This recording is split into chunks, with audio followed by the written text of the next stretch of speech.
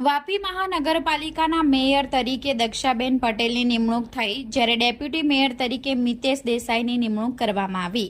સ્થાનિક સ્વરાજ્યની ચૂંટણીમાં 15 મહાનગરપાલિકામાં ભાજપનો ભવ્ય વિજય થયો છે, પરંતુ હવે મેયર પદ માટે ખરો ખેલ શરૂ થયો છે। રાજ્યની વિવિધ મહાનગરપાલિકામાં નવા મેયર અને ડેપ્યુટી મેયરની પસંદગી પ્રક્રિયાનો પ્રથમ તબક્કો પૂર્ણ થયો છે। આજે બીજા તબક્કાવારમાં વાપી મહાનગરપાલિકામાં મેયર, ડેપ્યુટી મેયર સહિત 5 મુખ્ય હોદ્દેદારોના નામોની સત્તાવાર જાહેરાત થઈ ગઈ છે। વાપી મહાનગરપાલિકા બની છે। વાપી મહાનગરપાલિકામાં હવે પ્રથમ ટર્મના મેયર, ડેપ્યુટી મેયર અને કારોબારી ચેરમેનના નામોની જાહેરાત થઈ ગઈ છે।